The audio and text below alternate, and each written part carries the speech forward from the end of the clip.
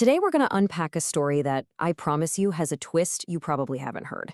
It's all about how a massive science experiment, one trying to figure out the secrets of the universe, accidentally ended up building the entire digital world we all live in. Seriously.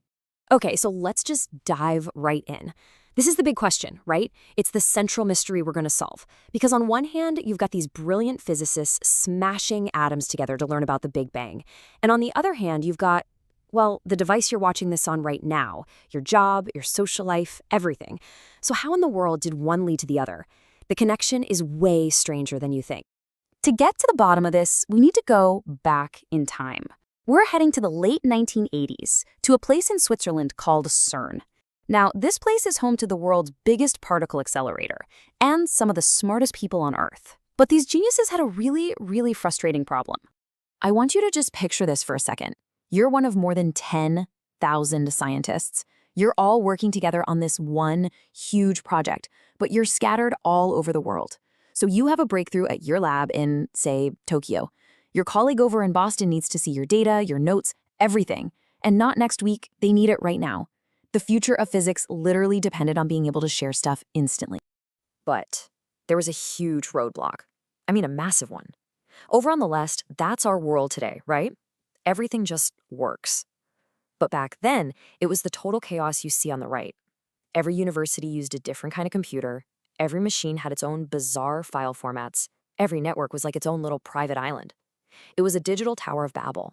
Nobody's computer could really talk to anyone else's. It was a complete mess. And this wasn't just, a minor annoyance. This was actively slowing down science itself. You'd have this crucial piece of research data totally trapped on a computer in Germany that a scientist in California was desperate to see. Trying to find one specific file was like looking for a single page from a book in a million different libraries, none of which had a catalog system. A total nightmare. But, it's out of that kind of frustration that genius ideas are often born. A British computer scientist working at CERN, a guy named Tim Berners-Lee, looked at this absolute mess and just thought, come on, there has to be a better way. You gotta love how he just says, ta-da, like it was simple. But what he was doing was incredible. The absolute key here was that first part, the hypertext idea. You know what hypertext is? It's the links you click on all day, every day. The idea that text doesn't have to be read from top to bottom like a book. You can link it to something else entirely. He realized if you could do that on a global network, you could weave all of CERN's scattered information into one giant connected web.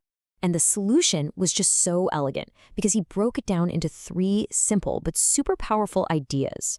First, every single document, every piece of information gets its own unique address. Think of it like a mailing address for a file.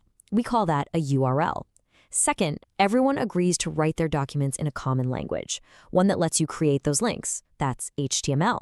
And third, you need a messenger service that can go to an address and bring back the document. That's HTTP. So address, language, messenger, that's it. That's the entire foundation of the web right there. So, with these 3 tools, Berners-Lee was ready to prove his system could actually work. He was about to launch the very first website in history. You'd think there'd be a big countdown, maybe some fireworks, right? Well, the reality was a lot quieter. I mean, this just shows you how incredibly humble the beginnings of the web were. The very first web server wasn't some giant supercomputer locked in a secure facility. Nope. It was just a regular office computer, a Next computer, which was pretty cool for its time, sitting right there on Tim Berners-Lee's desk. And this is my favorite detail of the whole story. To make sure nobody accidentally unplugged it, to, plug in a lamp or something, there was a label stuck to it, handwritten in red marker. Just think about that. The entire early World Wide Web could have been shut down by the cleaning crew. It's absolutely amazing. So in August of 1991, the first web page ever flickered to life. There were no graphics, no videos, no ads trying to sell you stuff. It was just a plain text page explaining what this World Wide Web thing was and how other scientists at CERN could get involved. It wasn't flashy, but it was the spark. It proved that this whole idea of an interconnected web of information was actually possible. Okay, so here's the crucial turning point. This amazing invention existed, but it was still just a niche tool for a few thousand physicists. It could have been patented, sold off for billions, or just kept as a corporate secret. But what CERN decided to do next, well, that's the real reason you're even able to watch this right now. In 1993, they made a truly historic decision. They released the core technology of the web into the public domain. That meant no one owned it. No single company could control it. Nobody could ever charge you a license fee just to make a web page. They basically gave this world-changing invention to humanity as a gift for free, forever. And that one decision was like lighting a match to a fuse. I mean, just look at this growth. It's insane. From one single website in 1991 to a few thousand just 3 years later. By the year 2000, we're at 17 million. And today, we're approaching 2 billion websites. That exponential, explosive growth happened for one reason. They made it a public good, not a private product. So now we have the answer to that big mystery from the beginning, don't we? This tool, built by physicists to solve a niche data sharing problem, became a blank canvas for all of us.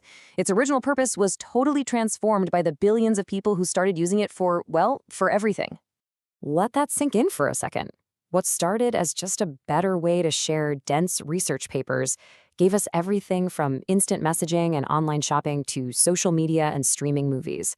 It gave us access to pretty much the sum of all human knowledge right in our pockets. All of it. A truly remarkable accident that spun out of an experiment to understand the universe. And that leaves us with one last, and I think pretty important question to chew on. The web was born from this incredible ideal of open, free, and collaborative sharing of knowledge for the good of everyone.